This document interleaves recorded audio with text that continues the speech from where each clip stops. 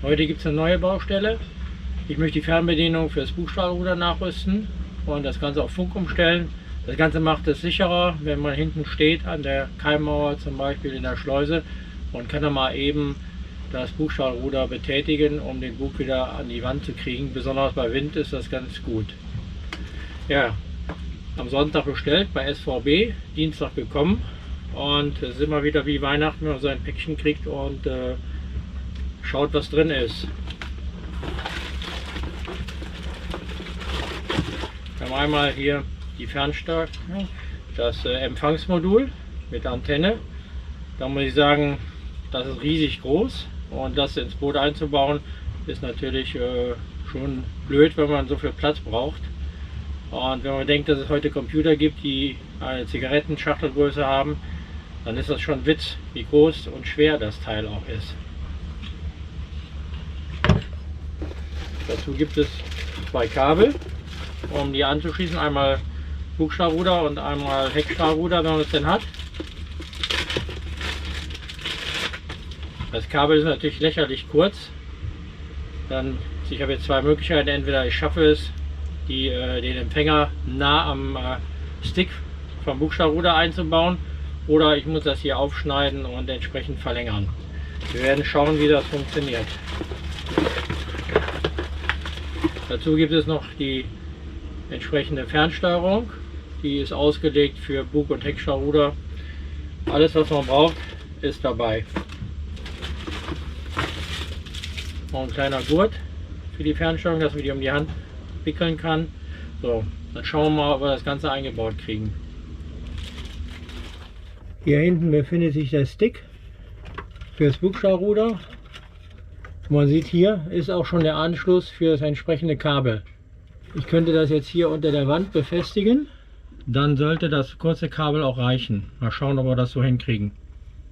Oh, das Kabel ist gesteckt, sowohl am Stick als auch am Sender, und man sieht, die grüne Lampe leuchtet. Das heißt, damit ist das Teil im Prinzip schon in Betrieb. Ich sehe schon, es gibt eine nicht optimale Sache.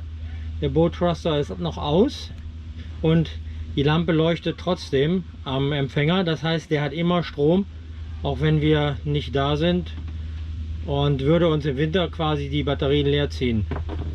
So kann ich das nicht betätigen. Wenn ich ihn einschalte, kann ich das Bugstrahlruder betätigen. Der Sender ist aber immer empfangsbereit. Das ist nicht schön.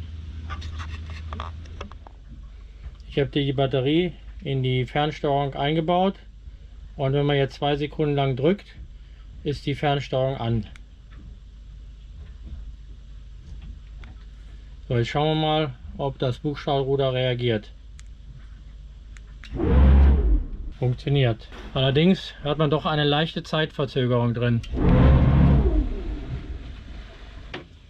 Grundsätzlich wäre es jetzt angeschlossen. Es gefällt mir aber nicht, dass der Empfänger permanent an ist. Da muss ich mir noch was überlegen. Ich habe den Schalter geöffnet, allerdings kann ich den Strom nicht von dem Schalter nehmen, weil der nur den Strom anschaltet und nur bei Betätigung des Sticks Strom fließt. Das heißt, ich muss mir eine andere Lösung einfallen lassen. 12 Volt vom Zinsschloss holen macht auch keinen Sinn, weil dann würde das Bugstrahlruder nur bei eingeschalteter Zündung funktionieren. Der Empfänger ist eingebaut, und jetzt ist das Problem ja noch, dass ich hier Dauerstrom habe. Und ich lege mir jetzt den Strom auf einen Schalter am Armaturenbrett für 12 Volt, sodass ich das Teil getrennt ausschalten kann. Dazu habe ich mir hier 12 Volt geholt von dem Block. Auf einen Schalter am Armaturenbrett, und den verbinde ich jetzt noch mit dem entsprechenden Kabel hier an dem Empfänger. So, ich habe jetzt hier die Plusleitung aufgetrennt und hier über den Schalter geführt, sodass ich jetzt den Empfänger auch ausschalten kann. Hier über diesen Schalter jetzt, den ich neu gemacht habe, der vorher keine Funktion hatte, habe ich mir jetzt das Bugstrahlruder draufgelegt. Das heißt, so schalte ich jetzt den Empfänger ein, und jetzt sollte das Bugstrahl funktionieren. Die ganze Konstruktion sieht jetzt so aus. Die Antenne, ja, müsste eigentlich ausreichend sein. Jetzt können wir das nochmal testen, ob das Bugstrahlruder auch funktioniert. Und man sieht, es funktioniert. Auch in die andere Richtung. Ich hoffe, das Video hat euch gefallen und es soll einfach Anregungen geben für eigene Umbauten. Es ist gar nicht so schwer, am Boot was zu machen. Man muss sich einfach nur rantrauen. Viel Erfolg!